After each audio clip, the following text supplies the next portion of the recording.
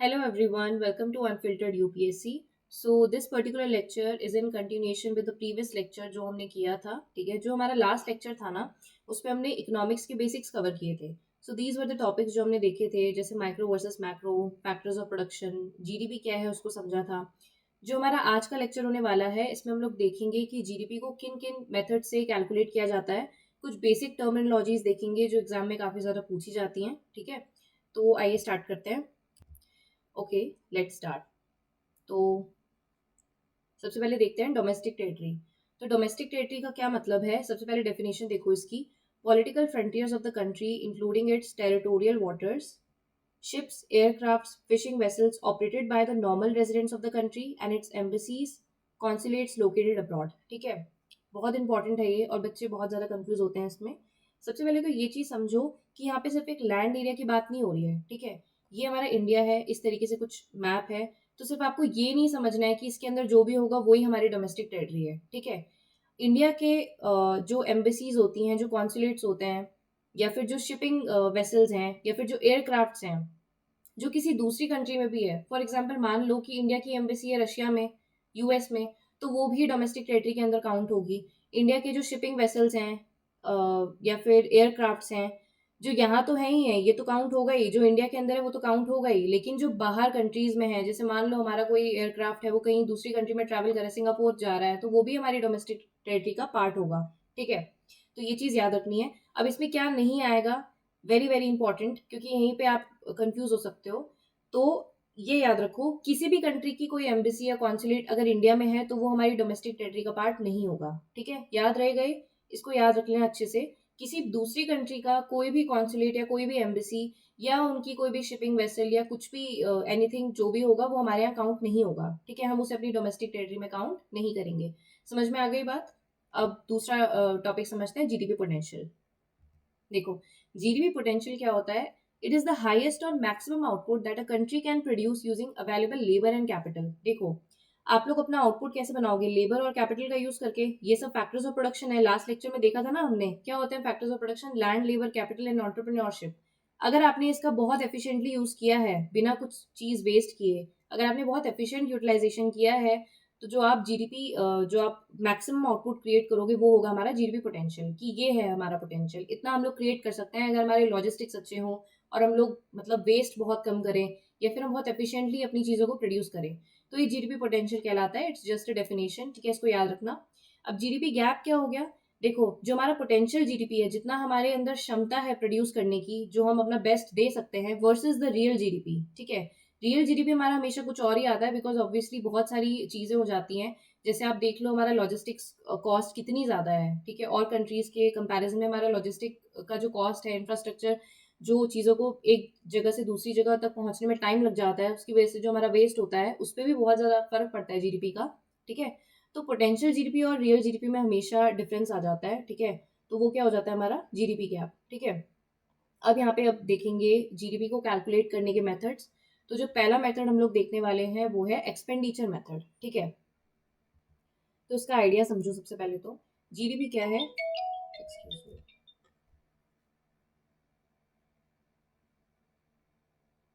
Sorry, alright. तो देखो, ये जो तीन कंपोनेंट्स हैं ये हैं हमारे इन्वेस्टमेंट के कंपोनेंट्स, ठीक है।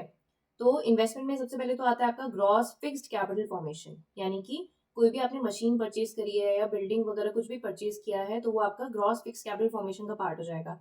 फिर ये है रेजिडेंशियल कंस्ट्रक्शन, आपने कोई नया घर बनाया है, कोई नया फ्लैट आपने लिया है, तो वो भी आपका क्या हो जाएगा, ये एक तरह का इन्वेस्टमेंट होता है, रेजिडेंशियल कंस्ट्रक्शन होता है, ठीक है।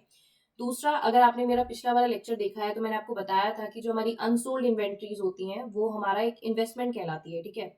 इन्वेंट्री एक्यूमुलेशन हो रखा है, मान मान लो आपने 100 यूनिट्स ऑफ गुड्स प्रोड्यूस किए थे, लेकिन आपकी सेल सिर्फ 60 यूनिट्स की हुई, तो जो रिमेनिंग 40 यूनिट्स है वो आपका इन्वेस्टमेंट कहलाएगा, वो आपके अनसोल्ड गुड्स हैं, ठीक है। जो आप अगले साल आप उनको बेच सकते हो, इन्वेस्टमेंट ही हुआ वो भी एक तरीके का, ठीक है। अब नेक्स्ट हम लोग समझते हैं ये, यहाँ पे इन्वेस्टमेंट के कंपोनेंट्स देखो, ठीक है। इन्वेस्टमेंट में क्या क्या आ जाएगा, मैं बता चुकी हूँ पहले ही। टेंजिबल कैपिटल एसेट्स लाइक हमारा न्यू हाउस हो गया, land, building, factory, truck, machinery. फिर आता है इनटेंजिबल कैपिटल एसेट्स, ठीक है। ये आपका यूपीएससी ने क्वेश्चन भी पूछा था, आपको याद हो अगर 2024 में या 23 में, 24 में पूछा था आई थिंक, कि पेटेंट्स हो गया, कंप्यूटर सॉफ्टवेयर हो गया, ये इन्वेस्टमेंट में आता है या नहीं, तो आता है, ये इनटेंजिबल है, ये दिखाई नहीं देता, ठीक है। उसके अलावा यूपीएससी ने एक ऑप्शन दिया था कि ईमेल लिस्ट ऑफ क्लाइंट्स, क्या ये इन्वेस्टमेंट है, तो हाँ बिल्कुल ये एक इन्वेस्टमेंट हुआ, ठीक है। उसके बाद तीसरा जो पॉइंट है वो है raw material and intermediate goods, ठीक है। तो ये भी ऑफकोर्स आता है, ठीक है। हमारा जो रॉ मटेरियल पड़ा है या कोई हमारी अनसोल्ड इन्वेंट्री पड़ी है, ये भी हमारा इन्वेस्टमेंट का पार्ट है, ठीक है। अब नेक्स्ट है wages to worker for production, तो बिल्कुल ये भी इन्वेस्टमेंट का पार्ट है। अब ये थोड़ा टेक्निकल हो जाता है, यहाँ पे मैंने इसको पढ़ा था, तो देखो, अगर आप किसी को वेजेस दे रहे हो जो कि यूज हो रही है कैपिटल क्रिएशन के लिए, तो वो इन्वेस्टमेंट में काउंट होगा। लेकिन अगर आप वेजेस किसी को सिर्फ कंजप्शन के लिए दे रहे हो, तो वो इन्वेस्टमेंट में काउंट नहीं होगा। इसको मैं थोड़ा सिंप्लीफाई करके बताती हूँ। तो मैंने क्या बताया आपको, वेजेस दो तरीकों से यूज होती है। एक तो हो गया wages use for capital creation, और एक होता है wages use for the immediate consumption. इन दोनों के बीच का डिफरेंस समझो। कैपिटल क्रिएशन मतलब, मान लो कि गवर्नमेंट है, गवर्नमेंट ने कॉन्ट्रैक्ट दिया है, ठीक है, कि आपको रोड्स बनानी है यहाँ पे, और एक कोई प्रोजेक्ट दिया है, और उसके लिए हम लोग रेलवे लाइन करने के लिए या रोड वगैरह बिछाने के लिए हम लोग वेजेस पे कर रहे हैं। तो वेजेस पे करने से क्या हो रहा है, हमारा इन्वेस्टमेंट हो रहा है, एक काइंड ऑफ रोड बन रही है, हमारा इंफ्रास्ट्रक्चर क्रिएट हो रहा है। तो जो वेजेस जो कैपिटल क्रिएशन में यूज हो रही है ना, मतलब एक कैपिटल क्रिएशन हो रहा है, ठीक है, रोड्स बन रही है आपकी, तो वो आपके इन्वेस्टमेंट में आएगा। लेकिन जो वेजेस आपकी सिर्फ कंजप्शन में यूज हो जा रही है, मान लो कि मैंने अपने घर पे मान लो एक कुक रख दिया है, ठीक है, काइंड ऑफ समझ जाओ इस चीज को, कि मैंने उसको बोला है कि खाना बनाने के लिए, ठीक है, तो वो इमीडिएटली उसने खाना बनाया, मैंने खा लिया, तो उसमें कोई कैपिटल क्रिएशन तो नहीं हुआ, ठीक है। ऐसे बहुत सारे एग्जाम्पल्स है, जैसे मान लो सेलॉन्स में मैंने रख लिया है किसी को, एंड मैं वहाँ वेजेस पे कर रही हूँ, तो वो कंजप्शन हो रहा है, वहाँ पे कोई इन्वेस्टमेंट कोई या कैपिटल क्रिएशन नहीं हो रहा, ठीक है। तो वो आपका इन्वेस्टमेंट में काउंट नहीं होगा। सिर्फ ऐसी वेजेस जो आपका कैपिटल क्रिएशन में यूज हो रही है, वो वेजेस आपकी इन्वेस्टमेंट में काउंट हो जाएंगी, ठीक है। देन जो लास्ट पॉइंट है, इट इज वेरी इंपॉर्टेंट। यहाँ पे आपको क्या इग्नोर करना है, savings and bank, shares and bonds. अब आप लोग बोलोगे कि जो शेयर्स और बॉन्ड्स होते थे, हम तो हमेशा इन्वेस्टमेंट समझते थे उसको, कि हाँ बॉन्ड्स में शेयर्स में इन्वेस्ट कर लो। देखो, इन्वेस्टमेंट में ना सिर्फ वो चीजें आती हैं जहां पे एक्चुअल में कैपिटल क्रिएशन हो रहा हो, ठीक है।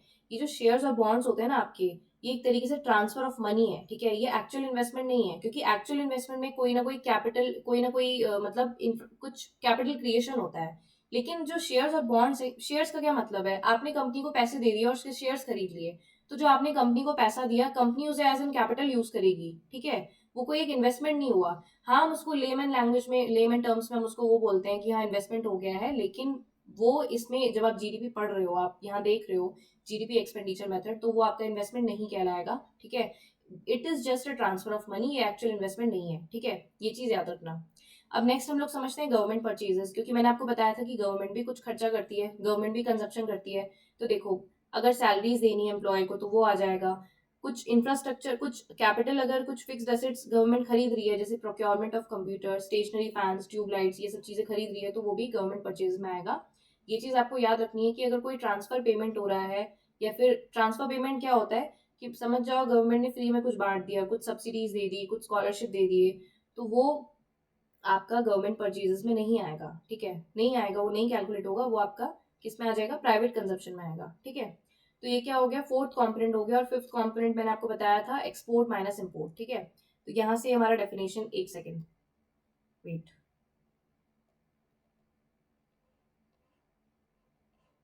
हाँ, तो ये देखा था ना हमने, ये हमने सिर्फ इसका एक्सपेंडिचर मेथड पढ़ा है अभी तक, सिर्फ जीडीपी का। तो ये इसके चार कंपोनेंट्स थे, कंजम्पशन, इन्वेस्टमेंट, गवर्नमेंट परचेजेस और एक्सपोर्ट माइनस इम्पोर्ट, ठीक है। तो जीडीपी हमने एक्सपेंडिचर मेथड से निकालना सीख लिया है। अब जब भी हम एक्सपेंडिचर मेथड से जीडीपी निकालते हैं, तो हमें क्या मिलता है, जीडीपी एमपी मिलता है, ठीक है।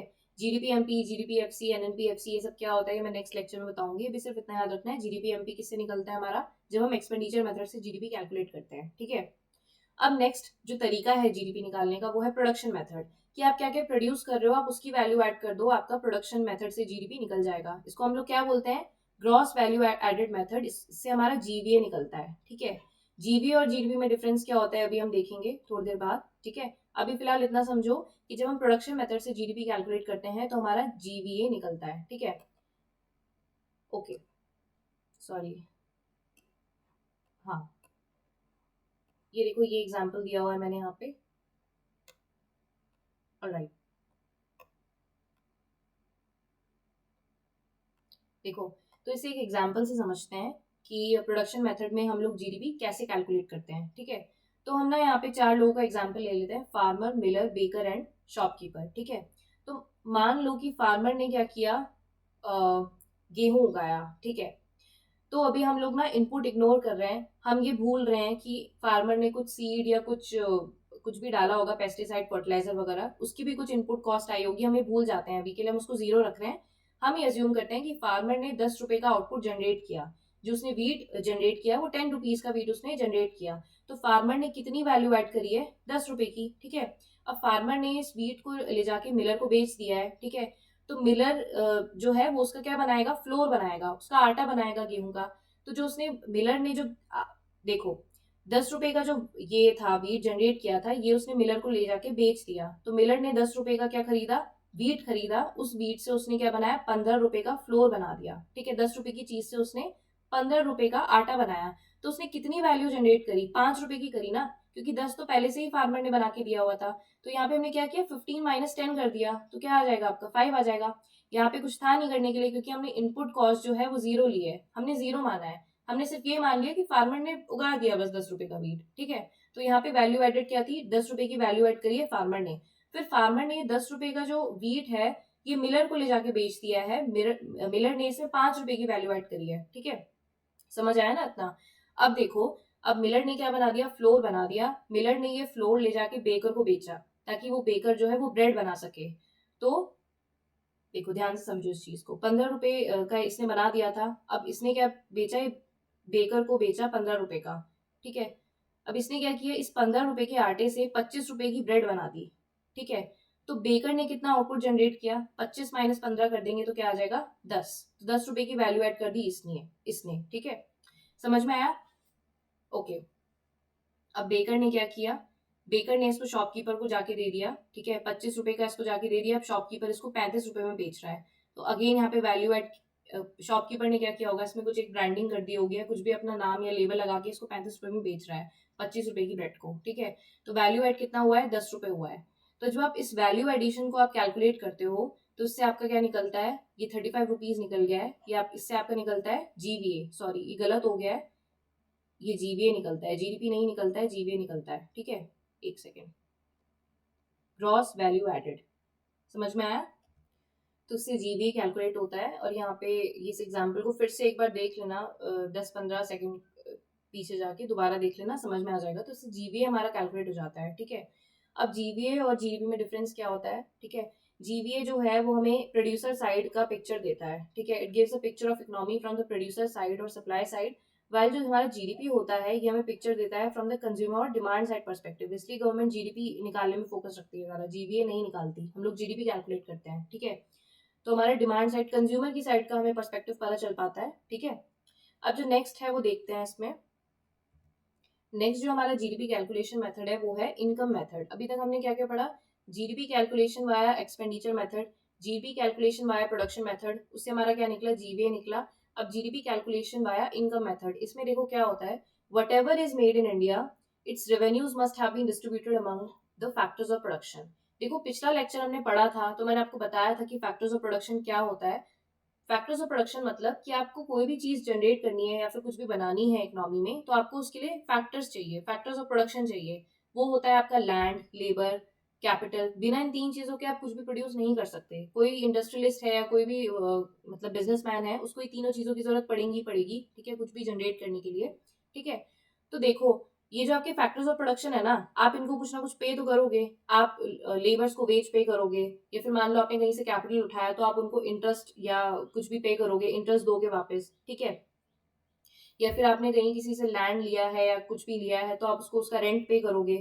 तो जो भी आपके मतलब ये फैक्टर्स ऑफ प्रोडक्शन को जो भी हम रेवेन्यूज दे देते हैं ना, हम इन रेवेन्यूज को ऐड कर देते हैं, तो उससे हमारा जीडीपी निकल जाता है वाया इनकम मेथड, ठीक है। तो देखो इसका फॉर्मूला बहुत सिंपल सा है। जीडीपी कैसे आएगा, वेजेस टू लेबर्स, आपने लेबर्स को वेज दिया, ठीक है। Interest on capital to lenders, ठीक है। देखो यहाँ फैक्टर्स ऑफ प्रोडक्शन क्या क्या है, एक तो लेबर है, फिर ये कैपिटल है, ऑन्टरप्रेन्योर है, ठीक है, और लैंड। ये चार यहाँ फैक्टर्स ऑफ प्रोडक्शन है। इन चारों को आप दे दो रेवेन्यू, तो वो आपका क्या हो जाएगा, जीडीपी कैलकुलेशन बाया इनकम, ठीक है। लेबर को आपने क्या दिया, वेज दिया। कैपिटल आपने लिया है कहीं से बाहर से, तो आपको उस पर इंटरेस्ट तो देना पड़ेगा, तो आपने उसको इंटरेस्ट दिया। ऑन्टरप्रेन्योर को क्या दिया, आपने प्रॉफिट दिया, ठीक है। उसके बाद लैंड आपने अक्वायर किया था तो आपको उसका रेंट देना पड़ेगा, ठीक है। आपने कुछ जमीन ली है कुछ भी फैक्ट्री वगैरह खड़ी करने के लिए, तो आपको उसका रेंट पे करना पड़ेगा। तो जब आप इन चारों चीजों को ऐड कर लेते हो ना, तो हम इसको क्या बोलते हैं, GDP at current factor cost, GDP FC, ठीक है। जीडीपी एफसी बोलते हैं। तो ये समझ में आ गया, ये क्लियर हो गया होगा आई गेस, ठीक है। अब नेक्स्ट हम लोग समझते हैं जीडीपी डिफ्लेटर किसको बोलते हैं। देखो जीडीपी डिफ्लेटर जो है वो क्या देखता है, प्राइस इन्फ्लेशन देखता है। जीडीपी डिफ्लेटर हमें ये देखने में हेल्प करता है कि हमारी इकोनॉमी में इन्फ्लेशन कितना बढ़ा है, ठीक है। इसका फॉर्मूला होता है nominal GDP upon real GDP into 100। देखो रियल जीडीपी क्या होता है, आप एक बेस ईयर का जीडीपी ले लेते हो, मान लो 2011 का आपने ले लिया है, ठीक है। यही चलता आ रहा है आपका तब से।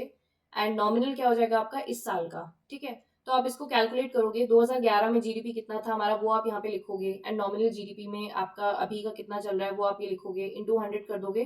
फिर जो आपकी वैल्यू आएगी उसके हिसाब से हमें पता लगाते हैं कि भाई इन्फ्लेशन कितना बढ़ रहा है इकोनॉमी में, ठीक है। ये तो पता ही होगा आपको कि 1,000 रुपए की वैल्यू 10 साल पहले कुछ और थी, अभी कुछ और है ना। 100 रुपए की वैल्यू चेंज हो गई है। तो ये सब इन्फ्लेशन से फर्क पड़ता है इन सब चीजों का। तो ये जीडीपी डिफरेटर में यही देखने में हेल्प करता है, ठीक है। अब नेक्स्ट देखो हमारे पास ये कुछ जनरल इकोनॉमिक के टर्म्स हैं, ठीक है। ये न्यूज़पेपर में आप पढ़ते रहते होंगे। एक्सपेंशन फेज हो गया, रिसेशनरी फेज हो गया। तो एक्सपेंशन मतलब देखो जब भी इकोनॉमी का बूम चल रहा है, बढ़िया पीरियड चल रहा है, ठीक है, अपस्विंग हो रहा है, मतलब इकोनॉमी जो है अच्छे से वर्क कर रही है, एक्सपेंशन हो रहा है, तो एक्सपेंशन फेज होता है, ठीक है। रिसेशन फेज क्या होता है, पीक प्रोस्पेरिटी से जब डाउनवर्ड जाने लगती है इकोनॉमी, ऐसे करके कुछ इसका स्लोप बनता है, ठीक है। तो ये क्या हो गया, रिसेशन फेज हो गया। ये आपका अभी कोविड में आया था, 2021 से 22-23 तक चला था रिसेशनरी फेज, ठीक है। देन अब दूसरा क्या है आपका, हाँ रिसेशनरी फेज क्या है, negative growth rate for 2 consecutive quarters का डेफिनेशन है, ठीक है। रिसेशन आप कब बोलोगे, जब आपके 2 कंसेक्यूटिव क्वार्टर में नेगेटिव ग्रोथ रेट बताएगा, ठीक है। इसका एग्जांपल आप लिख सकते हो, 2007-9 का क्या था, यूएस का सब प्राइम क्राइसिस था, तो वो रिसेशन था। डिप्रेशन फेज जो है वो क्या होता है, सीवियर लॉन्ग लास्टिंग रिसेशन, ठीक है। ये रिसेशनरी फेज आपका 2 सक्सेसिव क्वार्टर का होता है, ठीक है। और डिप्रेशन आपका कुछ सालों तक चलता है, ठीक है। It results in great fall in GDP, income, employment, industrial production and wholesale retail sales, ठीक है। लास्ट है आपका रिकवरी फेज। ये क्या है, जब आप रिसेशन से अगेन आप प्रॉस्पेरिटी की तरफ जाते हो, ठीक है। ऐसे आपका पहले तो आपका कर्व नीचे आया, देन उसके बाद आप धीरे धीरे ऊपर ऊपर आ रहा है, तो ये आपका रिकवरी फेज हो गया, ठीक है। Wait let me raise this, ठीक है। अब हम देखेंगे टाइप्स ऑफ रिकवरी। देखो रिकवरी बहुत तरह की होती है। सबसे पहले तो आता है V shape recovery.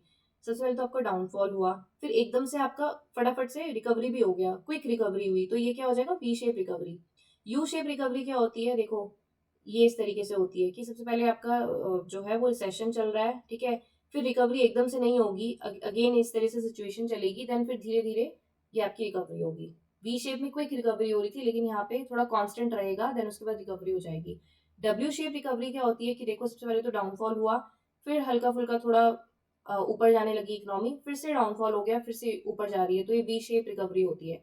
L shape recovery क्या होती है कि देखो इकोनॉमी ऐसे डाउन आ गई है, लेकिन अब रिकवरी हो ही नहीं पा रही है, ऐसे ही चल रहा है, ठीक है। ग्राफ में आप इसको ऐसे प्लॉट करोगे, नहीं हो रही है रिकवरी एल शेप में, ठीक है। के शेप रिकवरी में क्या हो रही है, देखो ये इंटरेस्टिंग है काफी। इकोनॉमी का डाउनफॉल हुआ, अब देखो कुछ सेक्टर्स का जो है वो रिकवरी हो रहा है, कुछ सेक्टर्स का रिकवरी नहीं हो रहा है, तो ये आपका के शेप हो जाएगा, ठीक है। समझ में आया। नेक्स्ट जो हमारा टॉपिक है वो है इंक्रीमेंटल कैपिटल आउटपुट रेशियो। अब इसको समझो। आईसीओआर क्या होता है, एडिशनल यूनिट ऑफ कैपिटल और investment needed to produce additional unit of output, ठीक है। यानी कि इसको आप कैसे फॉर्मूले में डिनोट कर सकते हो, change in capital upon change in output. मतलब मैं कितना कैपिटल या कितना पैसा डालूं, कितना मेरे पैसा या कैपिटल डालने से आउटपुट में चेंज आएगा, ठीक है। तो ये जो होता है ना हमेशा कम ही होना चाहिए, ठीक है। देखो आपकी ऊपर वाली जो वैल्यू होगी, ये जो आपका कैपिटल है ये आपका कम होगा, तो ऑब्वियसली आपकी वैल्यू भी कम आएगी। अगर यही ज्यादा होगा, मान लो 1,000 रुपए कैपिटल है, ठीक है, 1,000 रुपए कैपिटल में आपका 500 रुपए का आउटपुट जनरेट हो रहा है, तो वैल्यू क्या निकलेगी आपकी, ये कैंसिल हो जाएगा, दो, ठीक है। वहीं पे अगर ये 100 है, मान लो 100 रुपीज का मैं कैपिटल डाल रही हूँ और 500 रुपए की आउटपुट मेरा जनरेट हो रहा है, ठीक है। तो ये क्या हो जाएगा, कम होगा, 1/5 डेसिमल में आंसर आएगा। और यहाँ पे क्या आ रहा है, 2 ज्यादा है, 1/5 कम है, तो हमें फायदा किसमें हो रहा है, ऑब्वियसली इसमें हो रहा है, ठीक है। जो हमारी ऊपर की जो वैल्यू है ना, ये जितनी कम हो उतना हमारे लिए अच्छा, जितना कम कैपिटल डालना पड़े और उसमें जितना हम आउटपुट निकाल पाए, तो वो उतना अच्छा रहता है हमारे लिए। समझ में आया ना, इंक्रीमेंटल कैपिटल आउटपुट रेशियो। तो यहाँ लिखा भी हुआ है मैंने, higher ICOR means countries production is less efficient, ठीक है। इस पे यूपीएससी ने क्वेश्चन भी पूछा हुआ है, इसको याद करने की जरूरत नहीं है, बस ये डेफिनेशन याद रख लो। Formula increase in capital upon increase in output, ये फॉर्मूला दिमाग में रहेगा तो अपने आप याद रहेगा आपको कि हाँ कैपिटल ज्यादा रहेगा तो ऑब्वियसली वो हमारे लिए अच्छा नहीं है इकोनॉमी के लिए, it should be less only, ठीक है। तो अभी आज के लिए बस इतना ही, नेक्स्ट लेक्चर में हम लोग और चीज़ों के बारे में डिस्कस करेंगे। तब तक work hard, keep studying, okay.